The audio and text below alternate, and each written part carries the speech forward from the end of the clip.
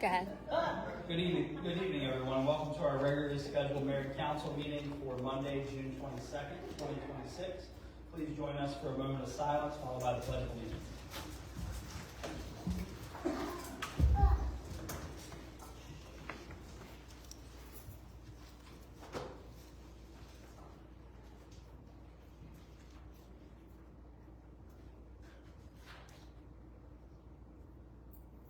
Thank you all. And the flag's behind us. So give everybody a chance to turn around.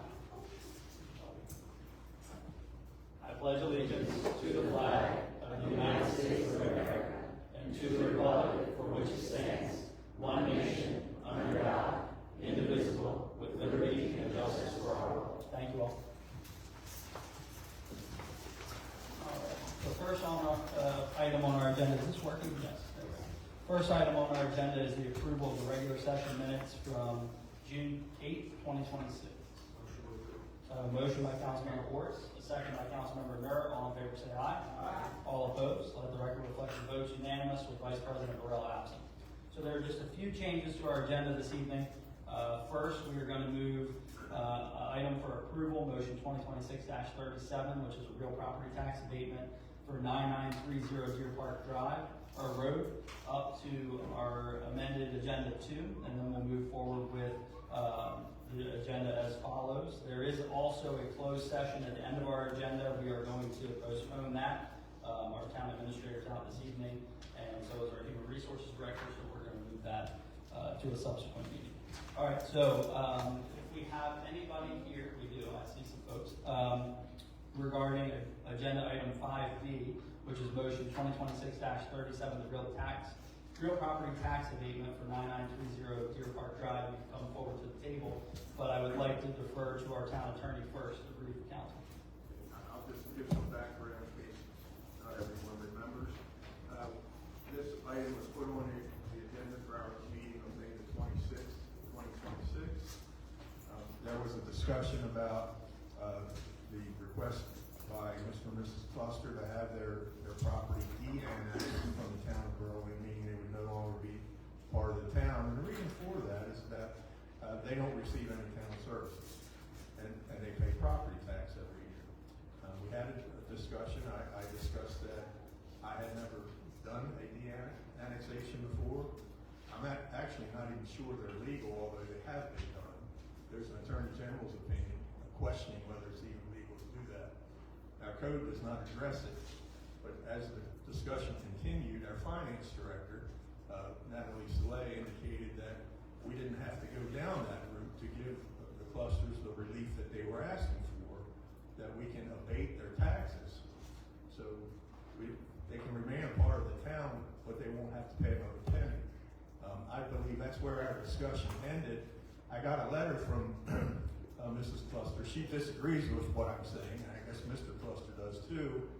They were under the impression that we agreed at that meeting on May 26th to de-annex their property from the town of Berlin. And I do recall the mayor saying, we're going to get you where you want to go, it just may not be that way. That is correct. So we're here to work together to hopefully reach the end goal, but I think the fastest path and probably the safest path legally for the town is to base this off of precedent, which we did base the agreement that you'll see in the packet off of a historic agreement that the town has already in place with a similar property. So I'll turn it over to the clusters if you would like to address the council, and then we can move forward. Well, this abatement agreement, I haven't even,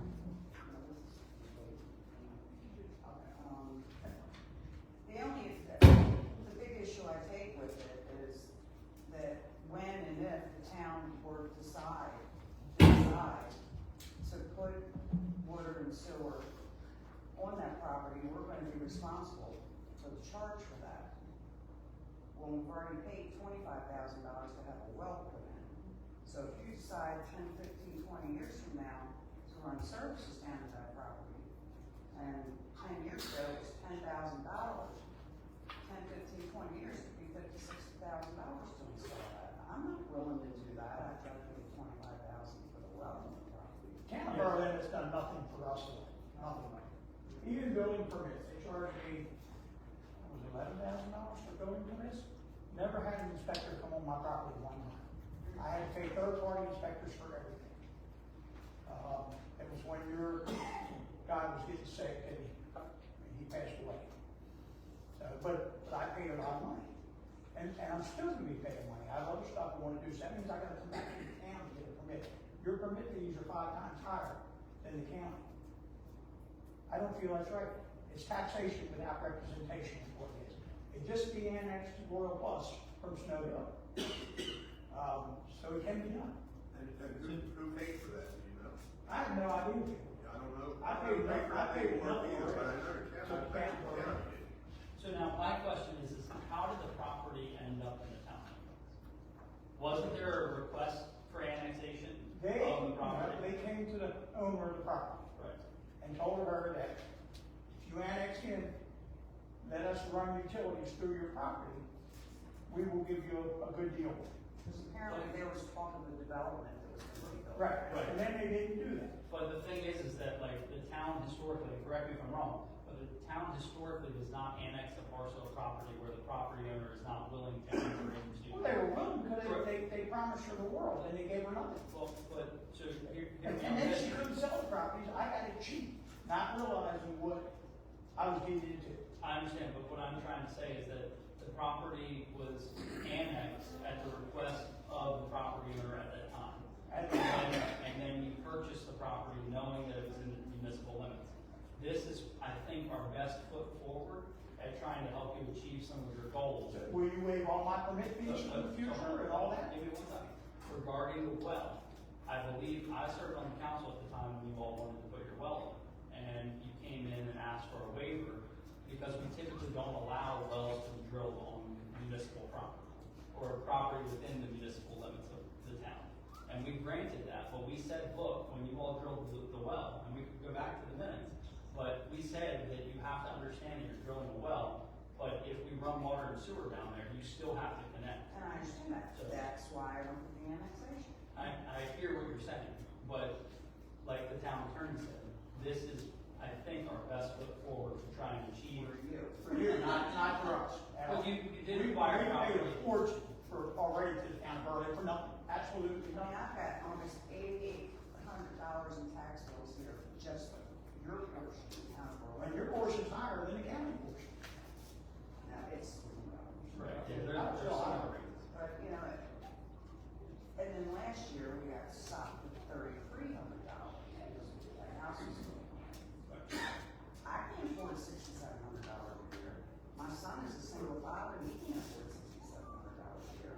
So the bill goes from $1,400 to $6,700, that's a big jump. Let me ask Town Attorney Dave, what is the pathway for de-annexation? How long would that take? What needs to happen? It would probably take several months.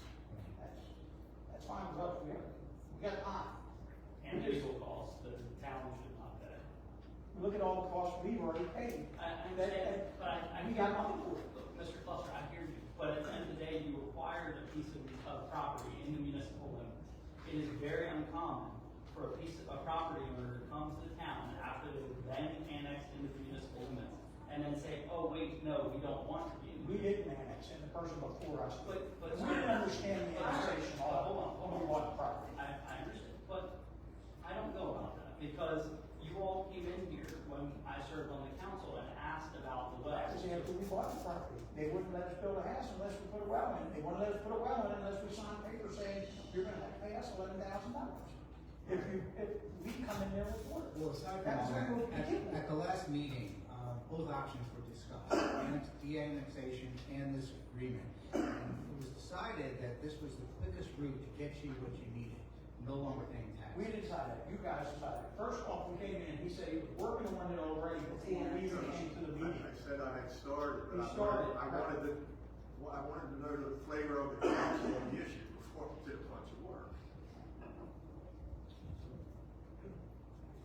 So what is your reason for not doing the annexation and just simply having this sign? Well, one, let me recap what I heard from the town attorney, and you can correct me if I'm wrong. The legal pathways for this are, not clearly defined for our municipality to handle a de-annexation.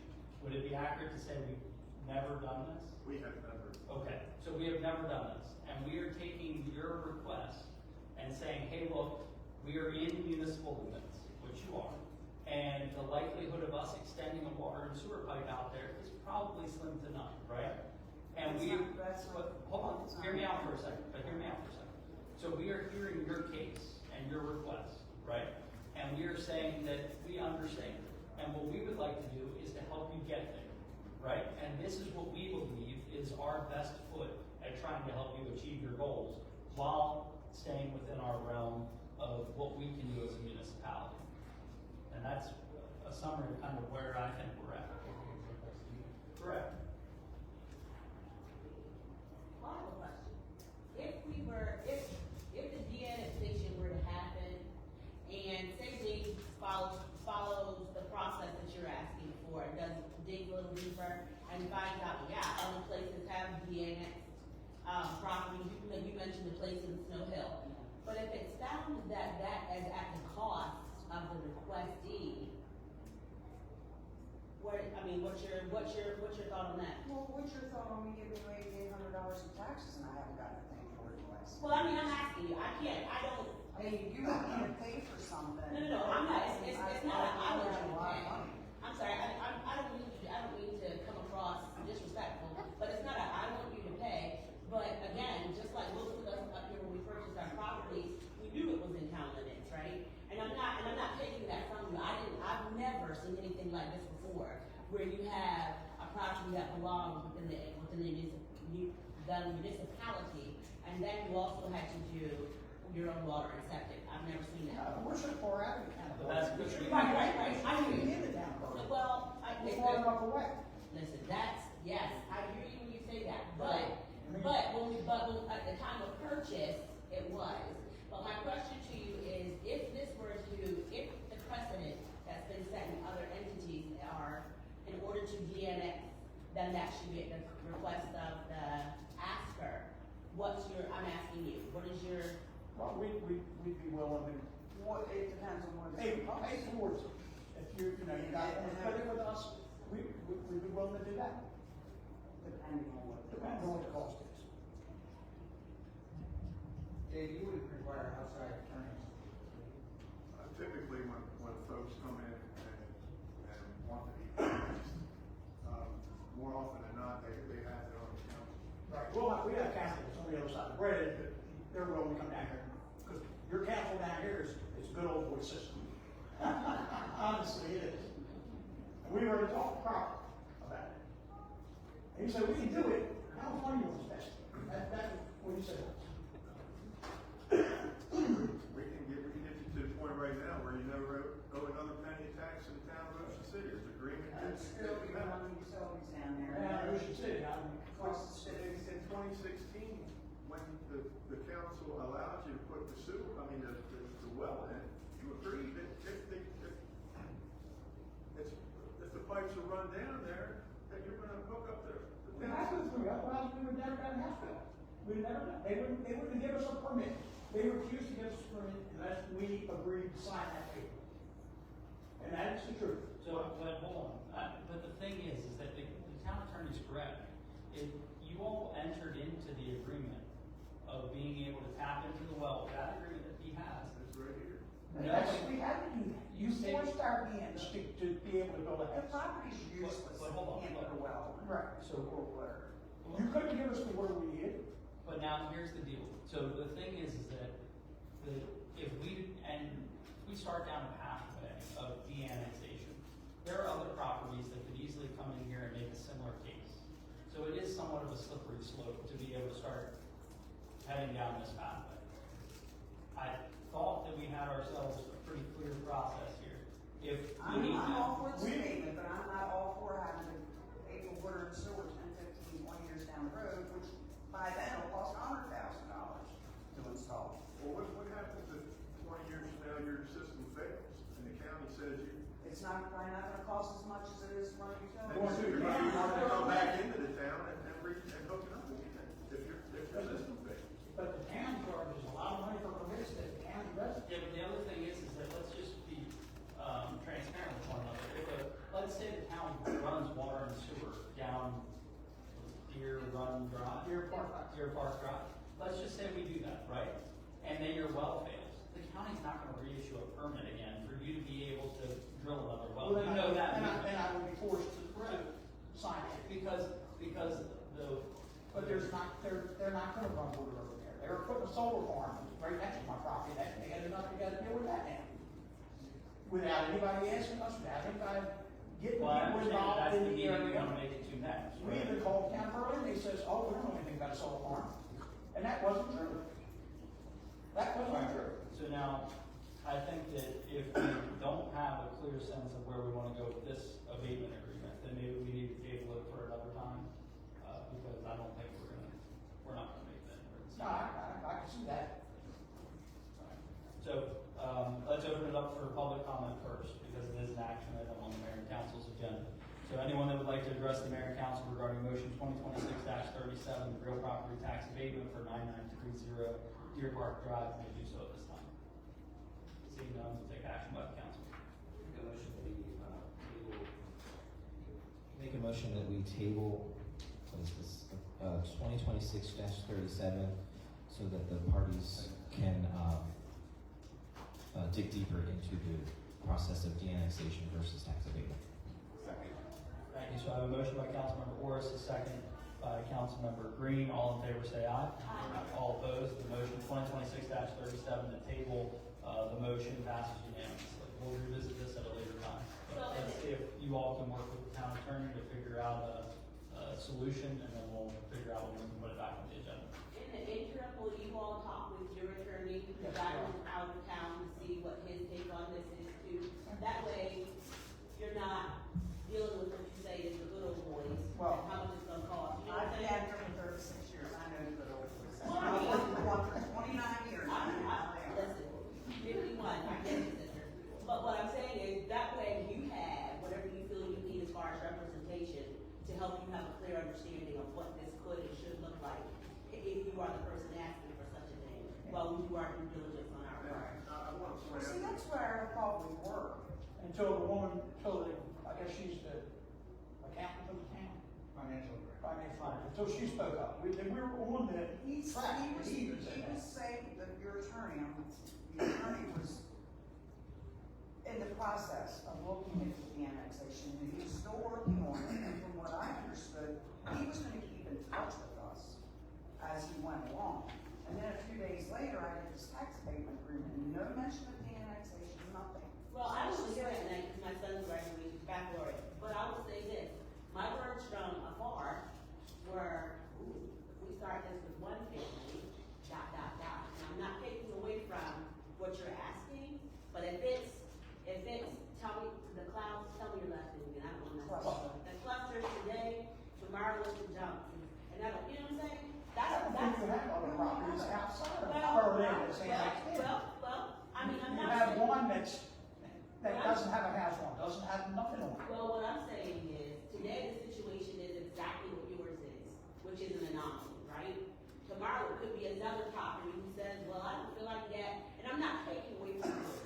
But the biggest worry is, and I know the mayor said this, but I'm just trying to tell you what I thought because I wasn't here, so I'm gonna tell you. Right. The biggest worry here is, if we start this today because of this situation, next week it could be another family who says, I'm not necessarily saying I wanna pay town taxes because it is crazy expensive, and I live close enough to the county that I can just erase me off the town bill and put me on, you know what I'm saying? Those kinds of things put us in a compromised situation as well. Okay, we'll sign this agreement, we still aren't getting the taxes. Because I signed this Right, agreement. so why would you wanna hold us in your town? Because we're trying to help you. No, you're trying to set it up or down the road, come back and say, okay, we're gonna start No, we're charging taxes. really trying to help you, but I just want to point out to the council that I am fully capable of doing the legal work for de-annexation. I'm not confident that it's truly legal, but if you all want me to put 50 or 60 hours of my time in, I will. But this is an agreement getting us to the same spot. No, we're still, No, it's not. we're still under the umbrella. I still have to go, if I need something done, I gotta get all permission. right, we've got a pretty busy agenda. Okay. We really want to try and move it up so that you can This make is the your. only way I can speak to you all people, is that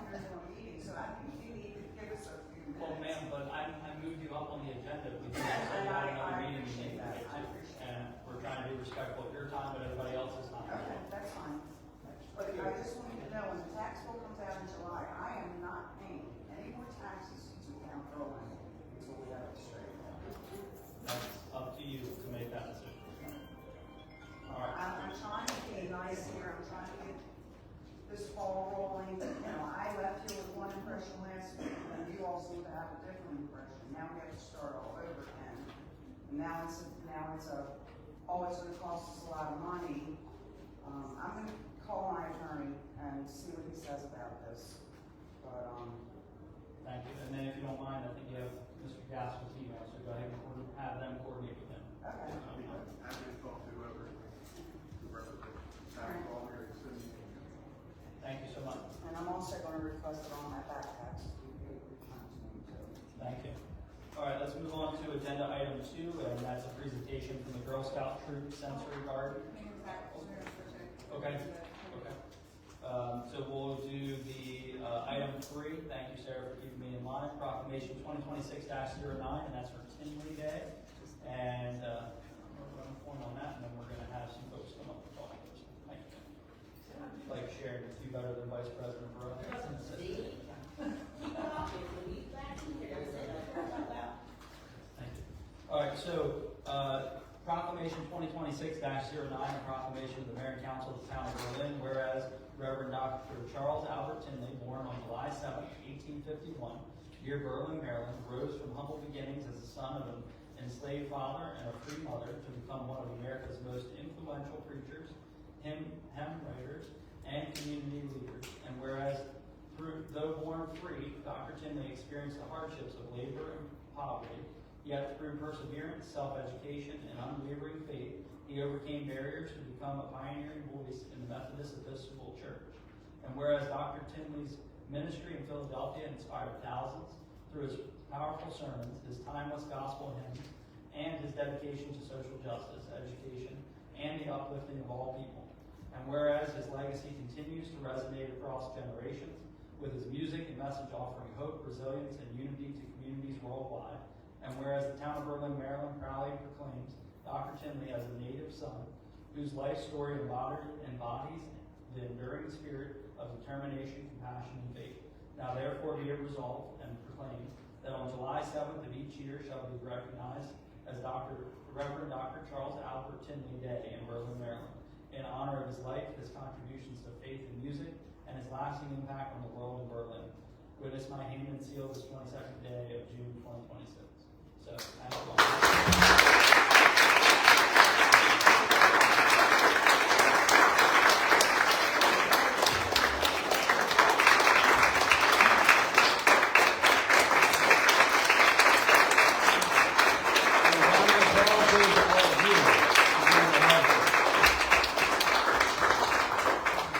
Thank you. Now with that, I think a few folks want to come forward. And Ms. Johnson, if you want to come up just for a moment, and then we'll have any family members of Dr. Reverend Tinley, or anybody that would like to come forward and say a few words, you may do so now.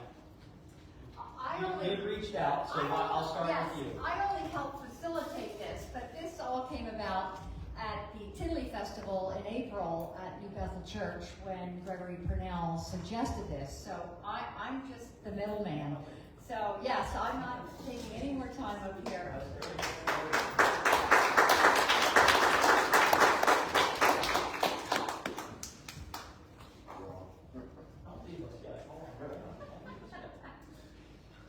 Two poets wrote that fleecy locks and dark complexion cannot forfeit nature's claim.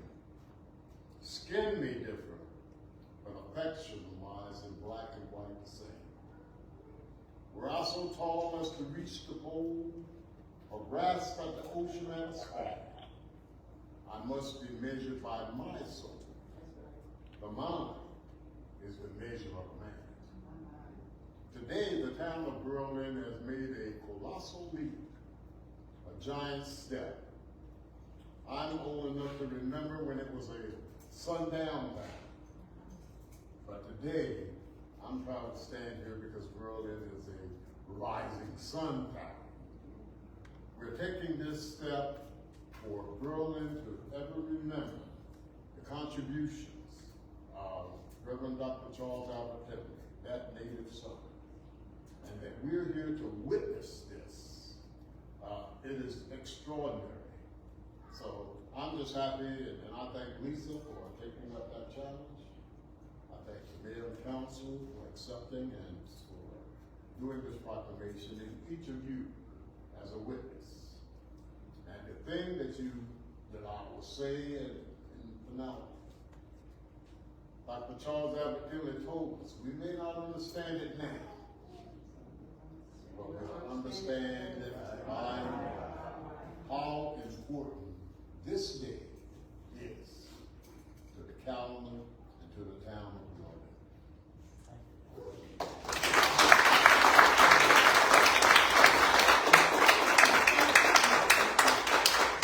So, anyone from the Tinley family, can we stand up and All be his recognized? relatives stand up. Yeah, please. And actually, do one better, come forward so we can do a picture of the proclamation. Oh, Sarah would like us over here because of the sun, so come on over.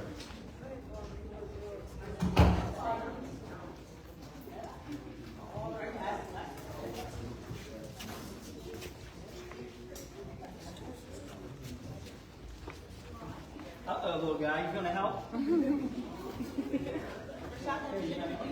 Oh yeah, we gotta see their handshake. Come on, Jar. We gonna pound it at the end?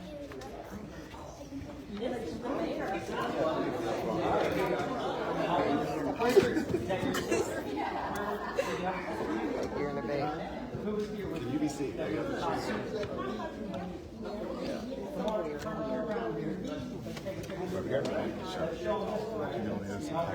All right. Very good. Yes, sir. All right, everybody look this way, please. Oh, you're okay. Ready? I think everyone should say Tinley on 3. 1, 2, 3. Good job, buddy. Good job. You want to go first?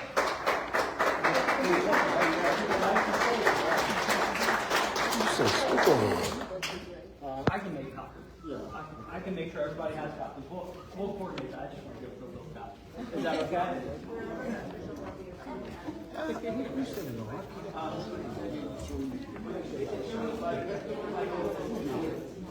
we can get a couple for the family.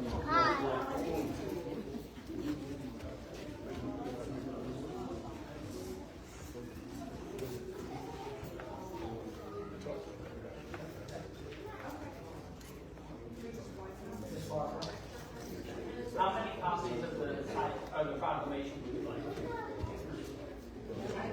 10. 10? 10? We can do that. That's not a problem. All right. Oh, that's okay. We can hold it. All right.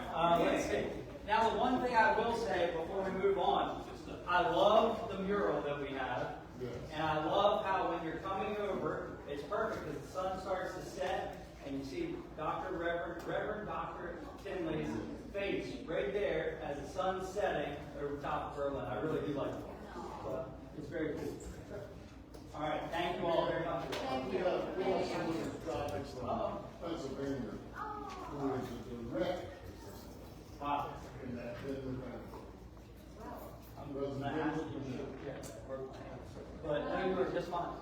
We're going to get a couple copies of the citation or the proclamation. But if you could give your contact information to Sarah. Do you want to say anything? Just come on, right here. First, I want to put you on the spot. Yeah, I don't know if I can follow this young man's articulation, but good evening, Mr. Mayor, good evening, council members, and to everyone in the room. It is definitely a privilege and an honor for me to travel to come to be a part of this celebration. And I'm so grateful and thankful for everyone involved for making this day happen, for my great-great-uncle, Dr. Charles Albert A. Tinley. And I too am a pastor. I pastor in Philadelphia, Pennsylvania. So this is a great honor. We'll have to visit you sometime. Sure. It's a great honor, and thank you. And I'm just overwhelmed because of his life, his ministry, starting from humble beginnings, not being taught. He taught himself how to read, and then to make those great achievements that he made. Really what it does, it just dismisses excuses from anybody that you can become anything you want to be. So hard work and determination really pays off. So thank you. Yes, sir. Yes, sir.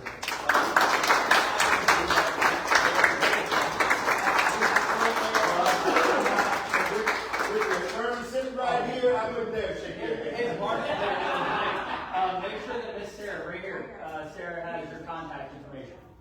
All right. Now, I think we've got another act to follow that's in the hallway. We'll move on to our agenda item number 2, although our thing is just completely shaken up like some scrambled eggs. Our original number 2, and that's a presentation by the Girl Scout troop with the sensory garden. So ladies, if you don't mind joining us, come on in. Here, we'll give you a round of applause. Come on up, you can come up to this table right here. Come up here. You can sit. Go ahead and have a seat right here. I think we have enough chairs. Go ahead and sit down. 1, 2, 3, 4, 5, 6. Do we have anybody else, parents or anybody who wants to? Do you want to kind of get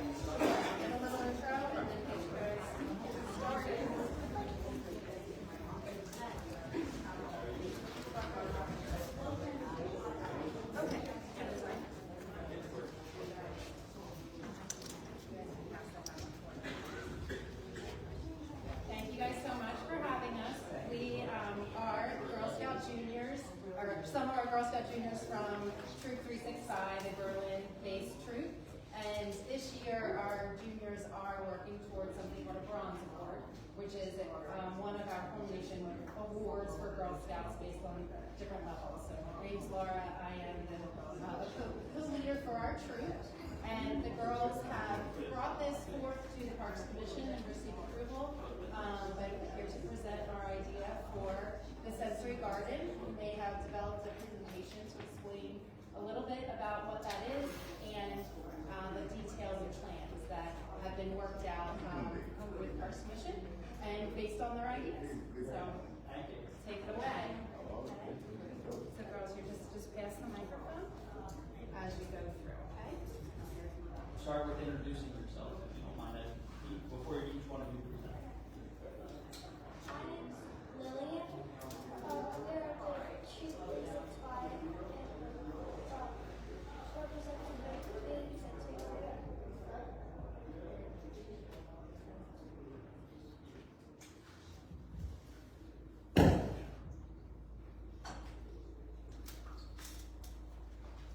The juniors in Girl Scout Troop 365 would like to create a sensory garden along the path at the pond in Stephen Decatur Park to earn their Bronze Award and give back to their community. And what was your name again? Lennox. Lennox.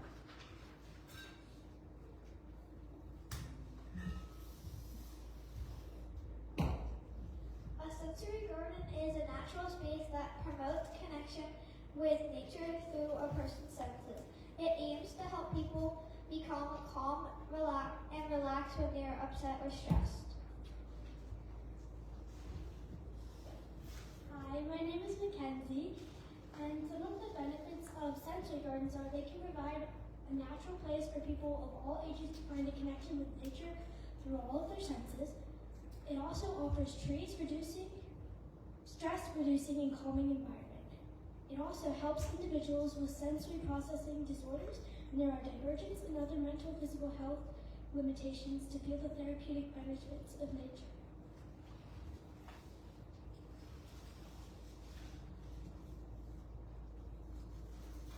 Hi, my name is Erin.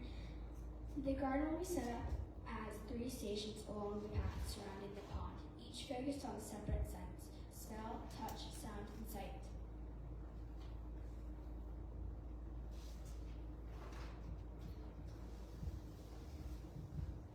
Hi, I'm Arnold Harper, and there will be a sign with a wooden base at the path entrance with an explanation and troop acknowledgement that will sit to the left of the existing pond entrance sign.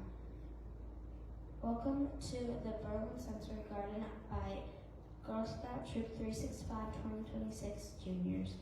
Walk along the path and connect with your senses of smell, touch, sound, and sight. Slow down, observe the nature around you, and always remember to leave this place better than you found it. Okay. We do it too. Station 1, Smell Station. The first station will include a pollinator garden that will consist of fragrant perennial plants that are native to the area with blooms that are extended from spring through the end of summer. The garden would be a wooden raised garden bed close to the path with dimensions 10 by 5 by 2.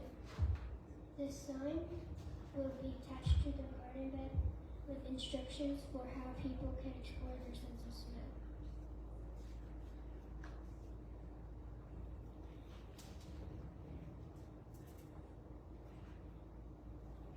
Fragrant native perennials will include daffodils, cornrose, blue moon, woodland phlox, homestead purple, verbena, peacock, white garden phlox.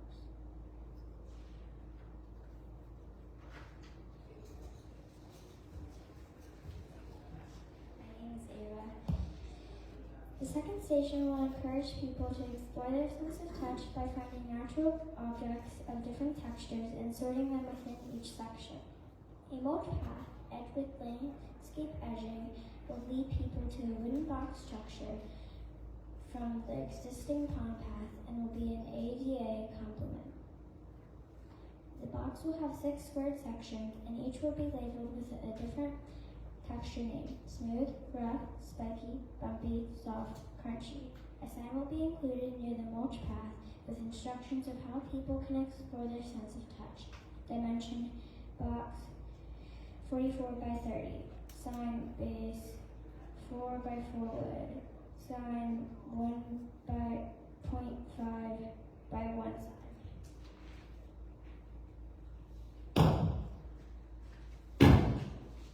The final station will encourage individuals to sit on the bench and look at the space around them to connect with nature and their sense of sight. Look up at the blue sky. Look down at the fallen leaves. Look at the ripples in the water. They will also be encouraged to connect with sounds in nature.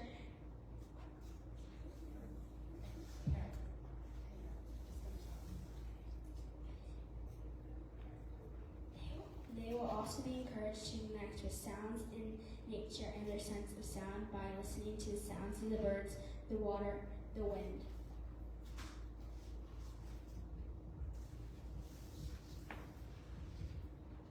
A sign will be included near the mulch path with instructions for ways people can explore their sense of touch. Sign, base 4 by 4 wood. The sign will be 1.5 times 1 by 1 in height with the floor. We would like to add birdhouses, an interactive rain stick, a bat house, and an imaginative nature play-based space. Birdhouses. We will select the local birdhouse plans to build 3 to 4 birdhouses that are best for the local birds and hang them on surrounding trees. They're best for birds like robins, chickadees, tufted tufflemouse, and others.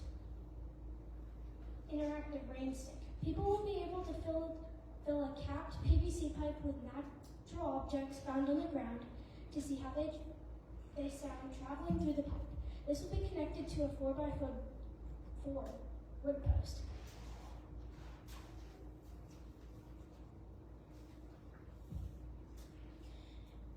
Children will be encouraged to build animal and fairy houses among the trees with the natural objects around them: sticks, fallen tree bark, leaves, and stones. Troop 365 will create a toad house and a fairy house set up to inspire imaginative play. Thank you for your consideration, and we're here to answer any questions.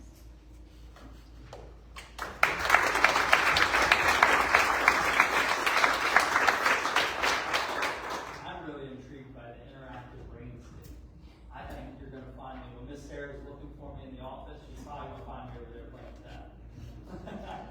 Mr. J will hear me in the back here.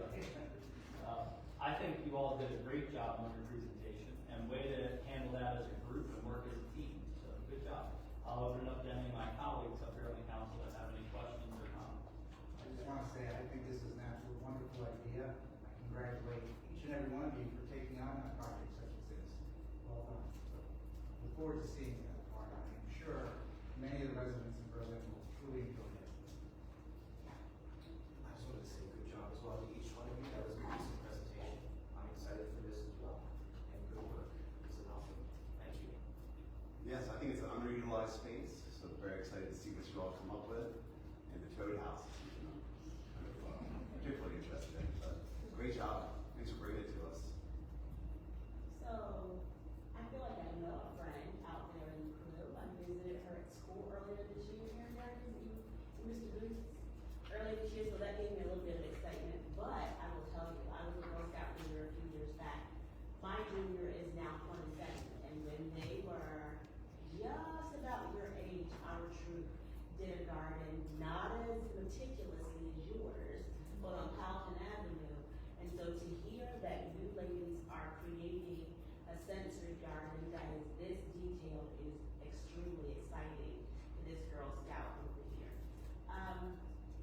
I can't wait to see it. I know that my grandchildren visit Decatur Park often, so I can't wait to hop along in the car with them over to check it out when it's done.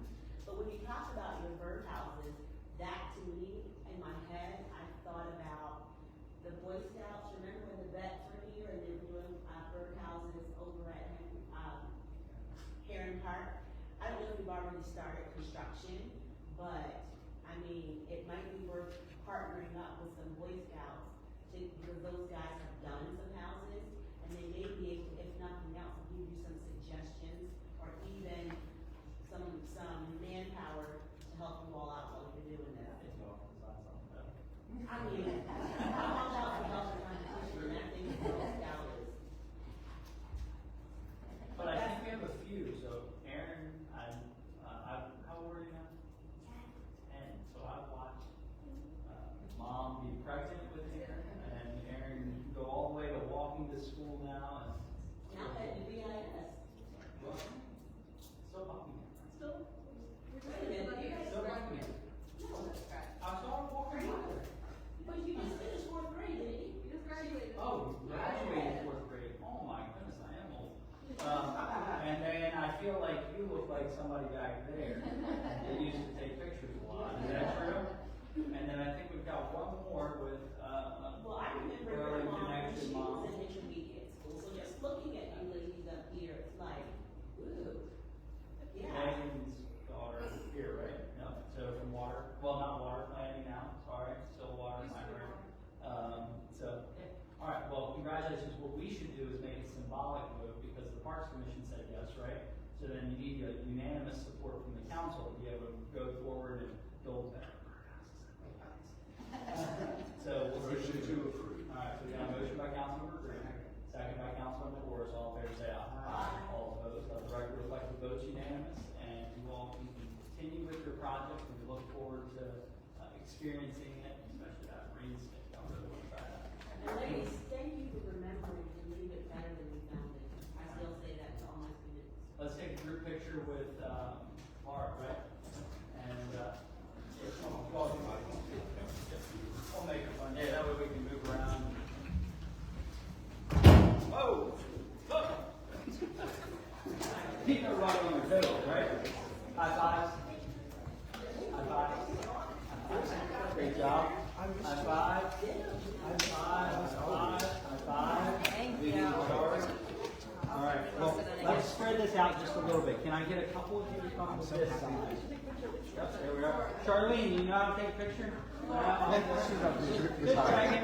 She's retired. Just checking. Nothing new how to operate a camera. It works very hard. Yeah, great job. Sorry. Just 1 second. It looks better. Without that. Here, I'm just Staying like, behind it. Yeah. Just 1 second. Sarah's got props. Good job. Getting better at this. This is our 3rd month here. Hey, you got it. Okay, there we go. Keep moving, That's Jack. so much better.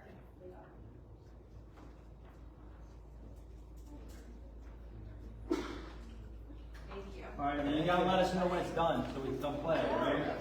All right. Working hard this summer. All those away. Thank you so much. I appreciate it. Great support so far. Have a great week. Thank you guys so much. Thank you.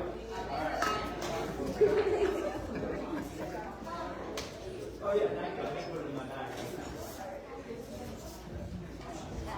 Let's see if I can get reactivated to where we are on the agenda. I forgot one other change. Agenda item 4, we had moved that because of the budget. I asked Natalie after all the numbers that we were gonna have, that we moved that to this meeting, and then Natalie's out of the office, she's ill today. So we're gonna move that to the next meeting. So we're on to what is on the agenda as agenda item 5, items for approval. We're gonna do agenda item 5A, motion 2020, never mind, we did that, thanks. 5C, motion 2026-38, and that's the Berlin Police Department Retention Program, and I'm gonna turn the mic over to Chief Howard Grove.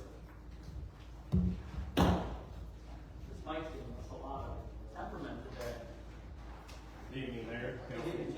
Before you use a request to reinvest a portion of the existing salary savings within the Berlin Police Department back into the workforce where the funds were originally budgeted for.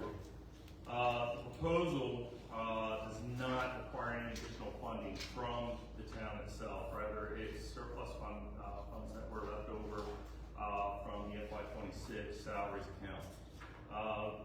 Currently, we're sitting at approximately $120,000 in surplus that's remaining after everything else has been taken out. So we're in a safe place. We're looking for moving $100,000 of that for the purpose of retention checks and retention concerns while we work towards a longer term compensation. So this is a Band-Aid, this is not a fix.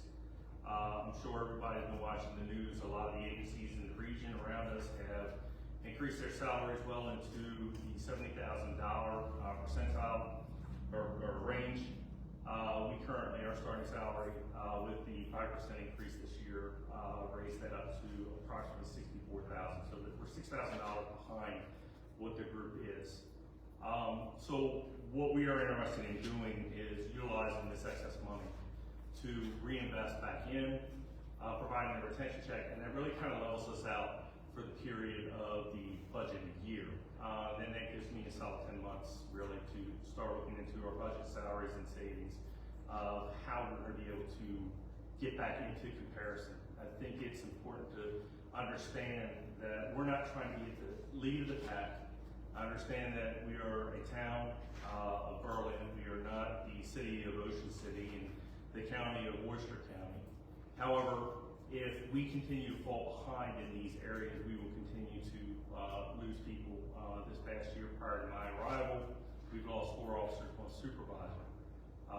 And this is a way to postpone that.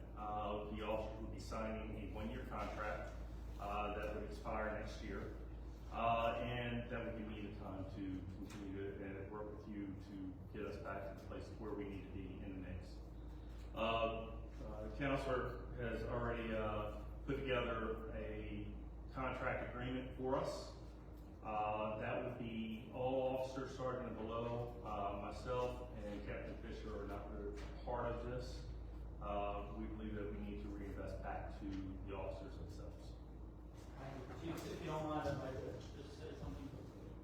So, for one, I do want to say that this is a common theme that we're hearing in public safety as a whole. We hear a similar message with fire and EMS as well. The labor pool's tight, right? Like, so you're looking for sworn police officers, or in other cases, licensed professionals, to be able to take on a job where, let's cut to the chase. I mean, it's difficult to recruit police officers, right? So Howard called, a couple weeks ago, maybe a month ago now, with this idea, and I think it's great, really, because you're thinking about the personnel that, when we look at the vacancies that led to this budgeted salary surplus, there's a lot behind that, right? You have a team that has doubled down and worked hard and filled in all those gaps of 4 people, right? Running themselves very, very to the max, really. Trying to fill not only the vacant shifts, but also stepping up to the shift coverage that we've asked, right, as a governing body. So I want to say thank you. Great forward-looking thought on this initiative, and I think it's going to be something that's felt in the organization very far. So thank you. I'll turn it over to the council.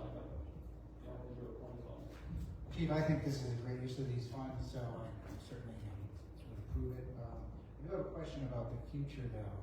Do you anticipate the continuation of other municipalities upping the ante and, beating Berlin and then someone else beats them?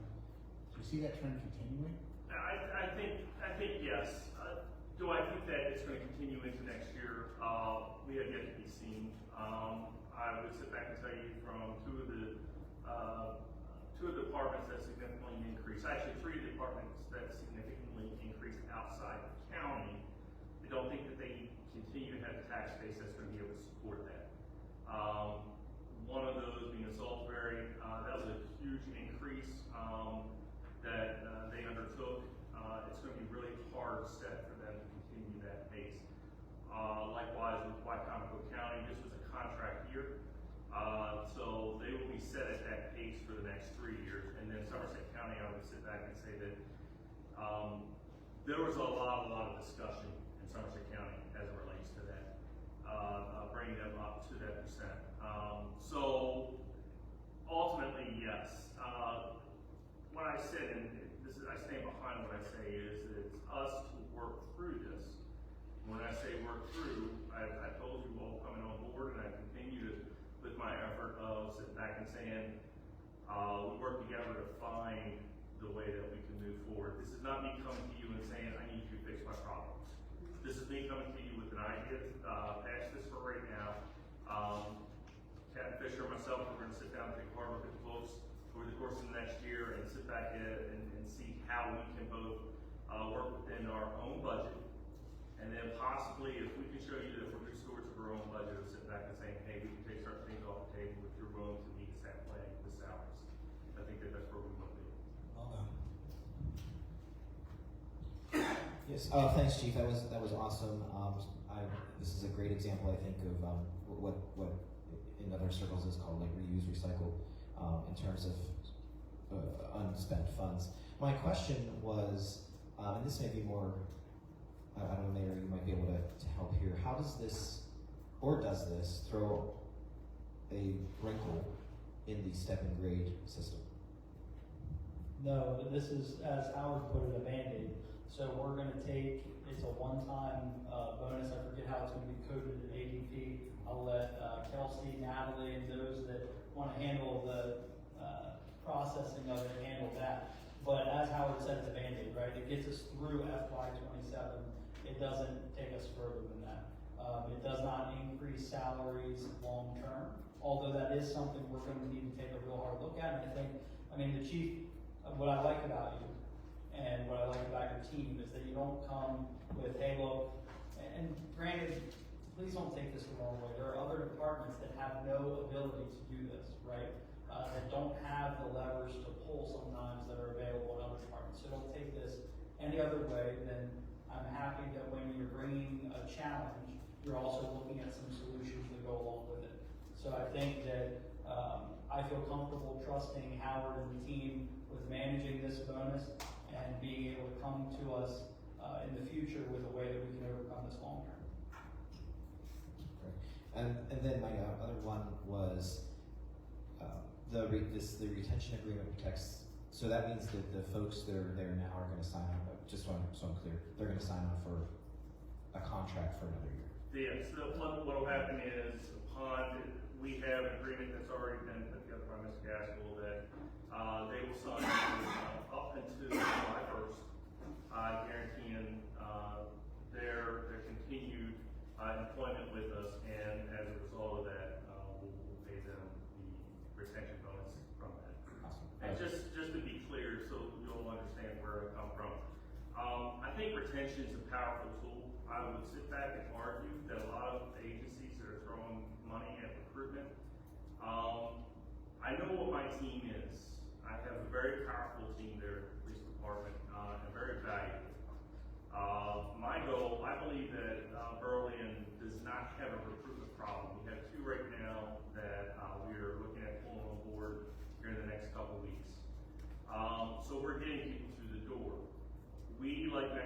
agencies have a retention problem. So I want to be able to turn Berlin Police Department around, that people sit back and say, once you get there, you do not want to leave. And that's going to be our recruitment charge. Great. Yeah, I just want to say good job. I support the idea. Thank you. Yes, I support the idea as well. My question really is, you want to utilize $100,000 of the approximately $118,000 surplus. Why not go ahead and use it all instead of let the $18,000 go into? I think we wanted to have a cushion there just to be comfortable. If you want to give me $118,000, I mean, but I say, I'm drinking from the same cup from when you say retention. You know, because the officers, couple officers here, when we know them and we see them at events, we can wait for them, it means a lot. And I think that is, if you feel like the cushion needs to be there, but I just noticed that it's we're 2 weeks from the end of the fiscal year. Yeah, I would support the full. I'm just, like, And then let you all decide how to handle it. okay. I mean, if the council is comfortable with that, and like I said, I know in talking with Captain Fisher, we wanted to make sure that at the end of the year, the books balance out and are due. This is a significant amount for the officers themselves. So I think the motion can include up to $118,000. All right, any other questions for Howard or comments? That's why I was looking, I was opening the door. Okay, door's open. I'm a gentleman, I'm opening the door for you. I love the way that you all as an organization, use your perspective with what you have and how to make it work so that you are maintaining the body that you have and also growing it. So I truly appreciate that. That takes a great deal of time and forward thinking, also some empathy. And when it comes to leadership, that's big. I feel that's phenomenal work. I was following you with the 100 and leaving the 18, but listen, if the group says do with what you choose, I'm in support of that too. I mean, the team's gonna work together. Howard, Natalie, Kelsey, they can all work together, but if the funding's there, I agree with giving it where it needs to be. All right, let's move this forward. We've got a little bit of ground still covered tonight. And any of you all want to say anything this evening? Officers in attendance? Okay. Okay, all right. We appreciate your all service, so thank you. So let's see, any public comment regarding motion 2026-38? Seeing none, we'll take action. 2026-38 and Up to 118,000. So, Councilmember Nur made a motion to approve motion 2026-38, extending up to $118,000 in the FY26 budget for the initiative, and I have a second by Councilmember Nichols. All in favor, say aye. All opposed, let the record reflect the vote is unanimous. Chief, well done. For the record, Vice President Burrell's absent. Thank you all. Now we'll speak. All right, okay.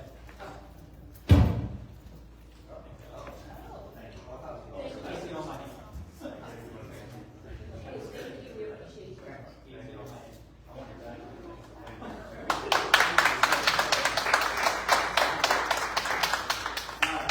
Let's see. Let's move this forward, Chief. Everybody, well done. Well done. Captain Fisher, well done. We'll move on to agenda item 5D, and that's motion 2026-39, and that's the FY27 contracts. I'll run point on that with the town administrator absent this evening. So, let's see. Get to that.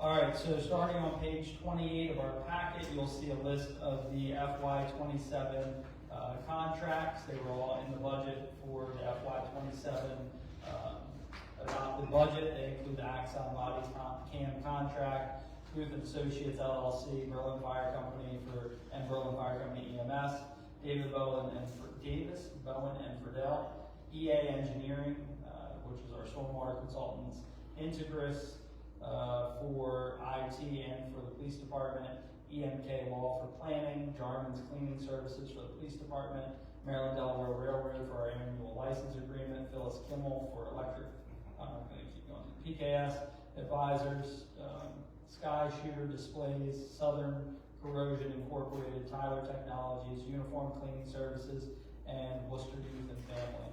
Let's see. I think that's everything. So I'll take any questions from the body first. Actually, Councilmember Orris had asked me regarding EMK law, if we could add the evaluation of some of our code-related revisions to those services, and we've done that as well.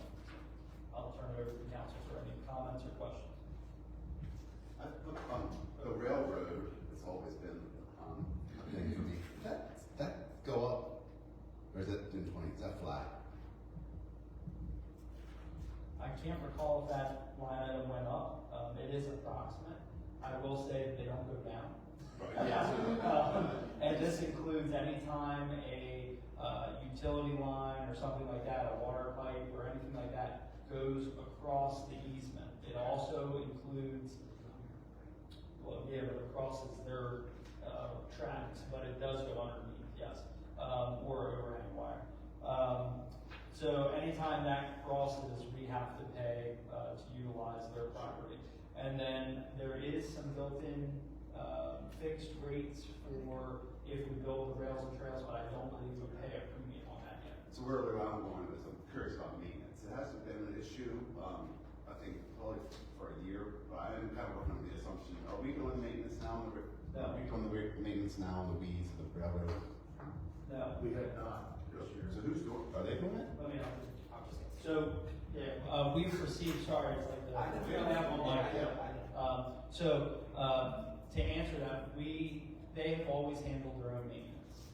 We explored the possibility that in lieu of our contract with them for the utilization of the easement, that maybe we could help them with some of the maintenance. We evaluated that, they were on board with some idea of that. But then the challenge ran into the same challenge we're running into with the stormwater stuff, which is we don't have the equipment that is needed to be able to manage that. So we got back to them and said, it was nice to put our heads together about it, but we really don't have the ability to help. Okay. So. Because I feel like it's been a pretty routine constituent issue, a couple spots, and I haven't seen it, so I'm just curious. And I usually tell them they're here because they have that equipment. So we're just getting lucky, or I'm just curious if they really are maintaining. They haven't been through yet. I think the vegetation is not as high as it was in years past because we have cut it, but it's starting to get there. So I can start communicating with the railroad. Gotcha. And ask them if there was a time. I do think that's a good idea, just to get out ahead of it. At some point, we're going to get rain and it's going to start going. We might come through and do a little bit of the work that we have done in years past for the areas between the railroad and the home right West Street, like we've done in the past. We just brought that piece of equipment on. Now, the thing is that if you have a constituent that's anybody where the railroad may be there, it's best to loop in Jimmy on those communications because he does hook them here. It does take a little bit to get them, but he's a squeaky wheel. So, any other questions or comments regarding 2026-39? Okay, let's open it up to the public. Anyone from the public that would like to address the mayor and council regarding motion 2026-39? Seeing none, take action by the council. So I'm prepared to make a motion on this, but I just want to, I appreciate you hearing me out there about the one vendor for EKM law and adding the, or not adding, I should say adding, including the code revisions into there.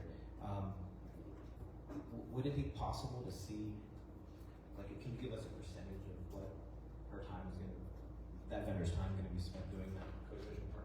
I can say that we pulled the numbers, so we had $50,000 in there for the last fiscal year. We pulled the numbers and ran an analysis. Roughly 50% of the time was spent on Heron Park related matters. Can you believe that? Roughly 50% of the time was spent on Heron Park related matters. So hopefully that won't continue in perpetuity. Yeah.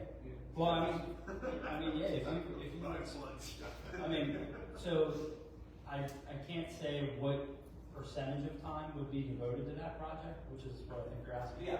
But what I think I can say that like the goal is that as we tackle those types of things, she's willing, like, she really wants to handle some of that, and I think that with Heron Park moving along, hopefully we'll hit a point where we're not expending that large percentage of time on that related matter, and we can free it up to other things. So.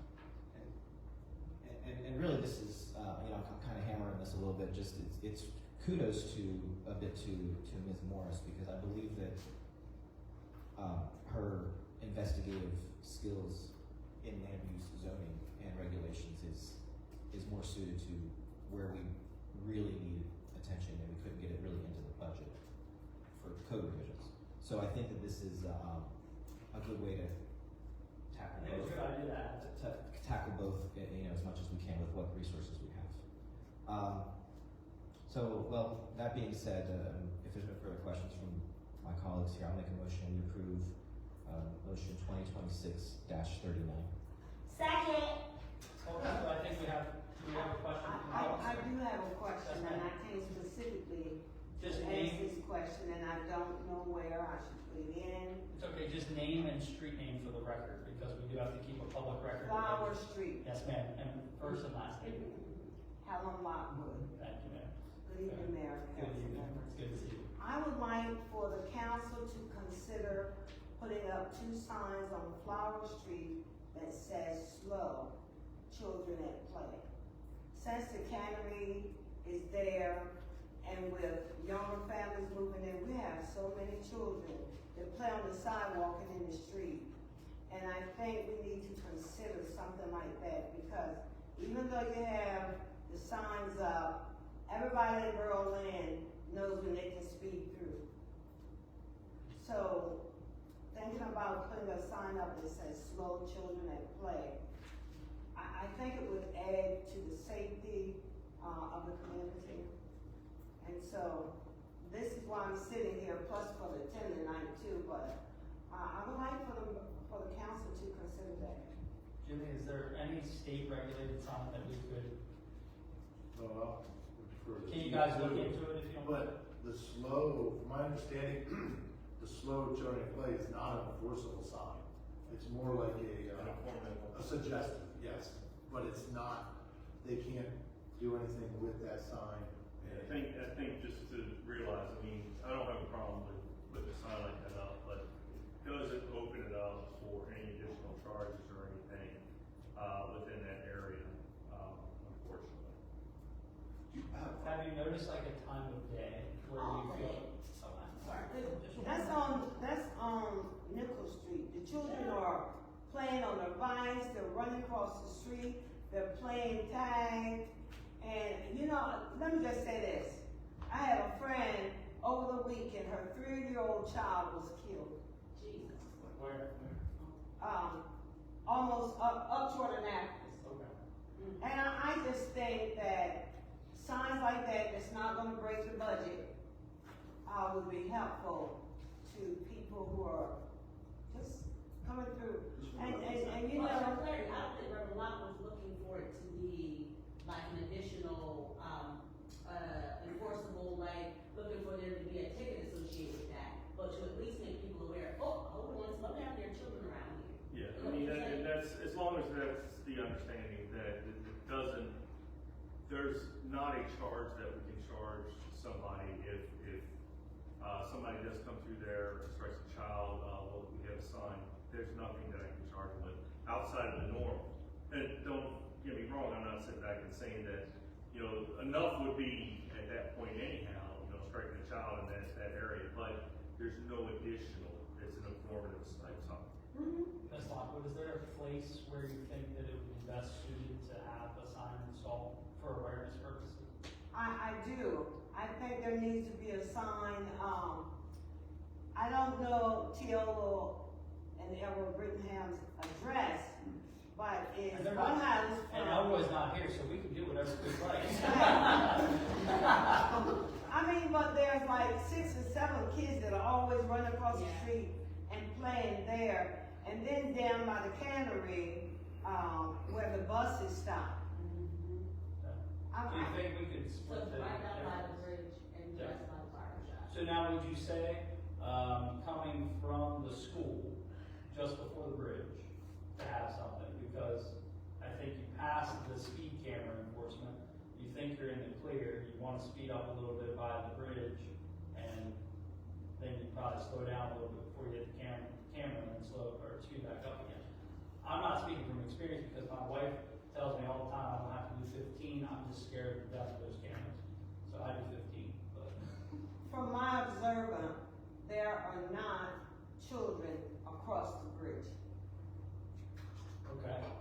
But do you think a sign would be noticed when you're coming through across the bridge? For them to start slowing down and paying attention. I'm saying, wouldn't you want to raise awareness just before you hit the bridge? Well, I mean, are we peppering signs? No, because there's overload too. If you go up north to like Bethany and stuff like that, you lose half the crosswalk signs because there's so many of them. Well, what do you think? Well, here's the thing for me. From St. Paul United Methodist Church to the bridge, there is a huge community of children playing.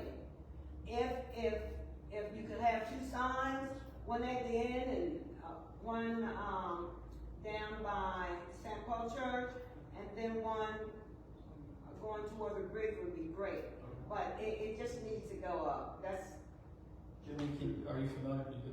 Yeah, we'll look at maybe putting 2 to 3, and even like Captain Fish said, from the park, starting at the park, 2 to 3 signs on each side, and that'll, so like one around the park area, maybe one near a school field, and then a third one down past Councilman.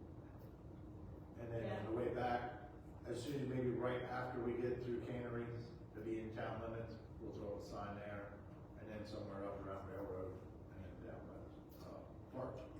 That would be most helpful. You all don't know this, and maybe some do, but Taylor and Elroy lost a child from being hit. So, I would appreciate it.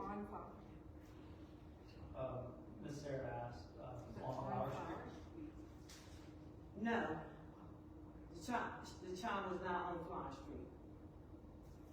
Yeah, I was gonna ask you, this was, my family has commercial property on Orange City Boulevard, and we just got a sign from State Highway put in we didn't know anything about it, it's kind of, our tenant is complaining about it, but it's right in their like line of sight. If there's properties that you have in mind that you think the residents wouldn't mind having a sign in their yard, could you share that with them? Because not everybody will want a sign in their yard, even though it's for the great purpose that you outlined. Where I live, we have slow children that play, and none of the signs are in anybody's yard. The signs are along the road, and I live 10123 Shingle Lane Road. When I moved there were no babies. And so as the children grew up, there are signs down that road. But none of them are on anybody's property.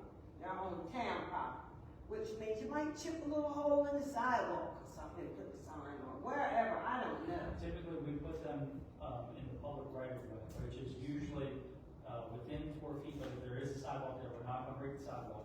We are gonna put it in people's yards. So I think what the councilman was saying, I've heard it too, like, from folks, when you put a sign in, sometimes people think that it's a good idea, which I don't dispute that it is a good idea, but just to see if we can find property owners that aren't gonna get upset that they're having to trim around another pole, or that it may obstruct the view, that they. You put it at my daughter's house, 515, directly across the street.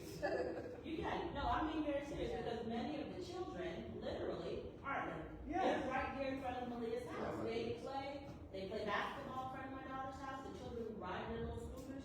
So you can put one in her yard, like right between her and the greenhouse. So that's a great spot right there. You can also put one near the speed camera, because there's no house there. You know what I mean? That's right after the house. Yeah. You could put one on Schoolfield Street, where that Faye and Kenny Jarman own the property. Yeah. We'll coordinate, okay. We appreciate this. All right. Thank you so much. But Jimmy and the team can try and work that through. I think we had a motion. Real quick, it's gonna take me a week or two, because I have to order signs. I don't think I have any slow children signs at Public Works right now. So I gotta order them and get them. Okay, Jimmy, I'll make sure. It won't be tomorrow. tomorrow. You need to set up a coffee date. You need to set up a coffee date with Mr. Jimmy in about 2 weeks. All right, so I have a motion on the table by Councilmember Orris for motion 2026-39, and a second by Councilmember Nur. All in favor, say aye. Oh, Councilmember Nichols. He's ignoring you, isn't he? No, I'll Okay. All right, so I have a motion by Councilmember Orris, a second by Councilmember Nichols. I said that was really. You did. How did I miss it? All in favor, say aye. All opposed, let the record reflect the vote unanimous with Vice President Barad. Thank you. All right, let's move on to, thank you so much. We'll move on to agenda item 6, and that's Town Administrator's Report and Departmentals. They're in the packet. Any department heads that have anything they want to add this evening? Okay, seeing none, any questions about the information in your packets? Well, this is a general question. It seemed like we had a lot of agreements for the EMS. Were they just? They were probably, yes, I have a lot of, we have 2 sets. There are 2 for each set. There's an original for both sides. So then, back to, this is a town administrator, but, so are we going back to we signed the big one that lays out the terms? Yeah, that's continuous. But so I thought the agreement that we were gonna do was that was gonna be once, and then this second sheet would be annual and has the money. That is correct. So then, I would not expect to see this part of the next year. That is correct unless it's asked for review or, and what will probably happen is this will come forward as part of that, as background knowledge. For the contract. Just so that everybody's aware, we don't want, we're here, we understand it, but there are going to be future councils that. I understand. That way it's The there. whole idea of the discussion is to cut back on what we had and lower, so. All right. We have a question on some of these contracts, Dave. Why is it necessary to put very specific dates of our meeting times? Why can't it just be one? Like meeting in September and January, whatever. I think we took the specific dates out of. If you look at what they go on.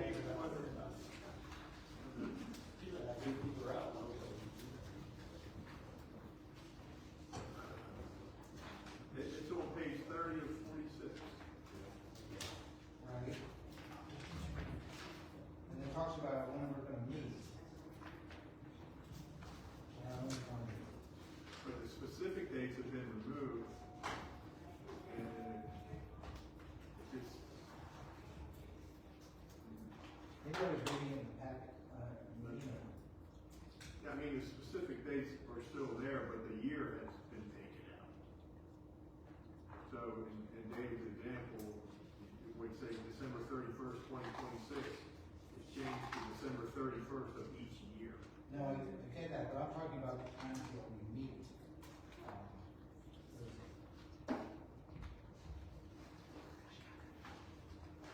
I see dates on the liquor board, I just took a balance sheet on the 30th. I don't see where you need it. Hold on. I think it's reading. I just saw it in the.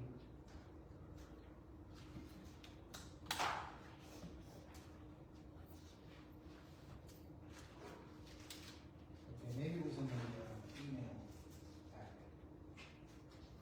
Must have changed. All right, I guess it's not there. Any questions for the town administrator's report? No. I'm jumping. No. Just call it next night. Maybe you all have that. I'm jumping in. Hey, just because you're running for commissioner doesn't mean you don't need it. Just full time. Let's see, anything else regarding departmentals or town administrator's report? All right, seeing none, we'll move on to comments from the public. Anyone else that would like to address the mayor and council? Seeing none, we'll move on to comments from the council. We'll start with Councilmember Orris. 3 off. Oh, no, you're not allowed to talk. You weren't allowed to talk. On page 104, section 2, it says we'll meet semi-annual on the 5th Mondays of September and March each year. Why can't it just say we'll meet in September and March each year? I think it's helpful to have that because that's a specific request. They don't have a meeting then and we don't have a meeting then. So I think think it's important to keep that in there because it's easier for everybody to schedule. I would keep that there. And I think if it's not in there, people, there just might not be any meetings. Or it would leave ambiguity, and there's nothing that says, I'm guilty of it too. I forget sometime, and we might have agreed to the 5th, and there's might be something already scheduled there, and I might offer one of the subsequent meetings. We've held pretty close to those, I guess. I think that it's helpful to have those. We have them locked in on the calendar already. When there is a fifth Monday in the month, otherwise we. 5th in March and in September. And they won't always have a fifth Monday. Oh, it won't? Oh, Laura, come on. Sarah. Kate. Can we amend the calendar?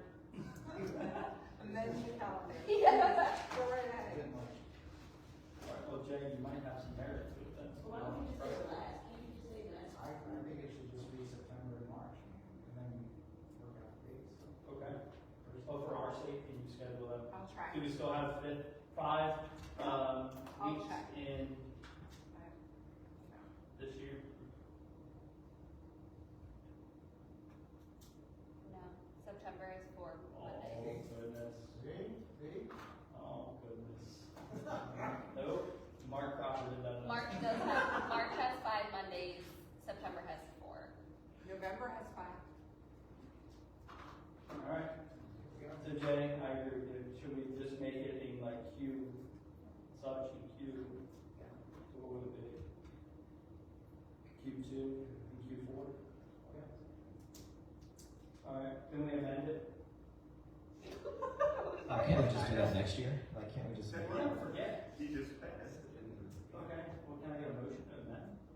Yeah. You want to amend it? I'll make a motion to amend the contracts between the town of Berlin and the Berlin Fire Company to read that the meeting dates will take place in September and March and not include this. Q2. Oh, quarter 2 and quarter 3. What paragraph is this? This is number 2 on page 36 of the packet. But that's for EMS. Hold on, I got it. Let me do this. Watch. We'll just strike these.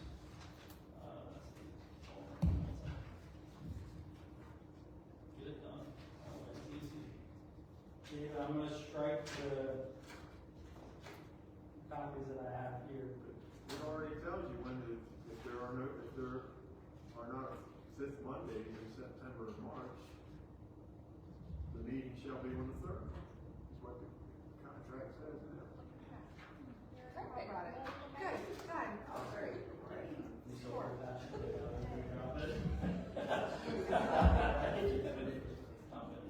Good. Jack, All right, we're up. So just a couple little things here, little like housekeeping things. I'm actually just going to start with, the budget season might be complete, but I'm still going to be on this little conversation on some things here. But and everything's about balance. But there are things, these 3 specific things, I hope we continue to explore in this year for this upcoming year for FY28. This was briefly discussed during our April General Fund work session, and after doing some of my own research, I do think that it warrants further evaluation and maybe a dedicated work session well before the FY28 cycle, and that's about ICRA, which is the Individual Coverage Health Reimbursement Arrangements. I did reach out to Mayor because, he obviously, it appeared that he was very supportive in at least having the discussion, and this year we just couldn't get that in. So putting that back on the radar so that we can maybe talk about that. I do have I'm not going to go through it tonight, but I did go on and find, I guess would be like a broker or whoever handles this. It's basically, instead of offering a traditional group health insurance plan, employers utilize the ICRA to establish a fixed monthly allowance for each employee. So obviously finance isn't here, HR isn't here, but putting that on the radar, I went through, it was like a 39-page thing. It was very interesting to read. I think that it's worth exploring.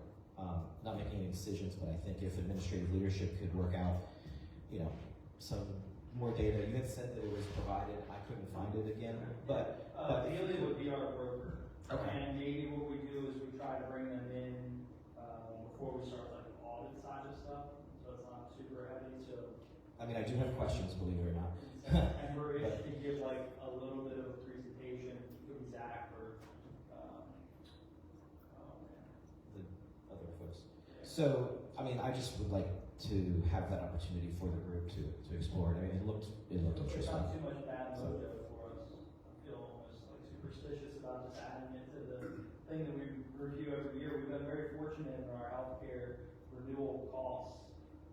But I think it's important to understand the program exists, but also to know that there's a lot of labor and staff time on the side of human resources, or even if we farm that out like ideally, there would be a lot of heavy lifting because you're developing a plan for each member.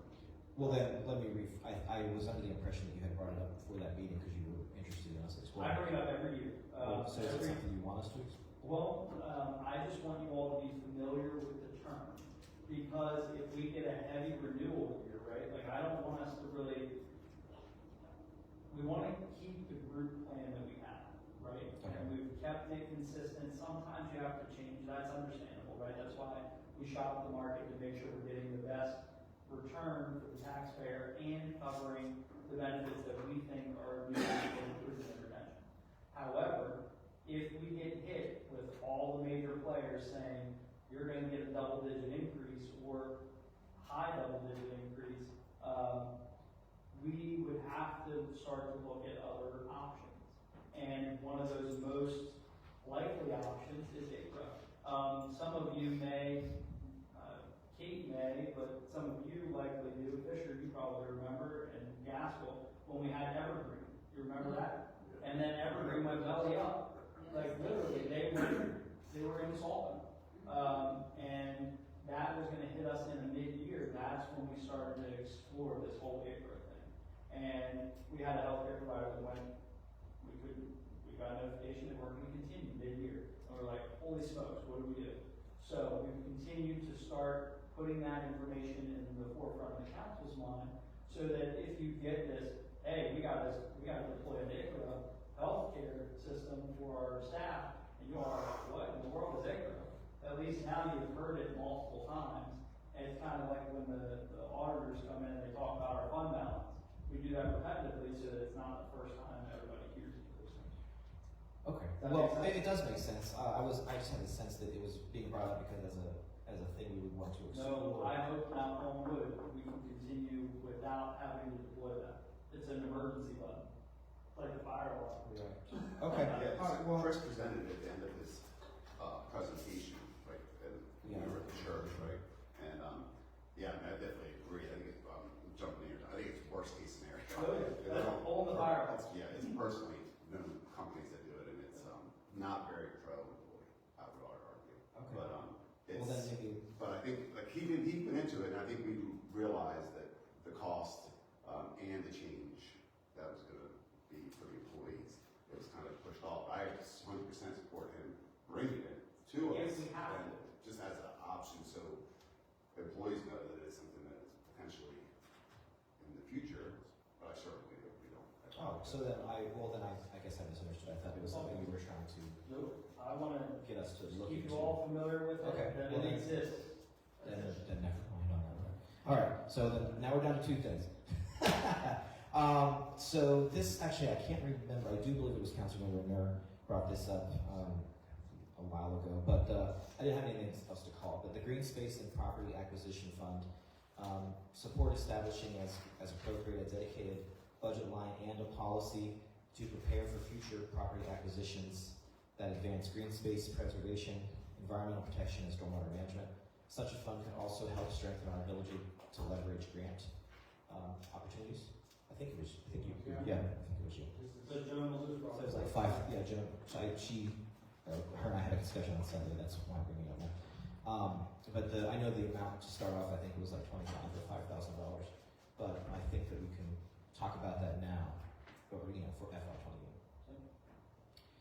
FY21. And then circling back to the last meeting, the will of the group to begin developing a ditch maintenance plan and the policy, which was passed unanimously. I recognize the concerns the administration have related to the council action.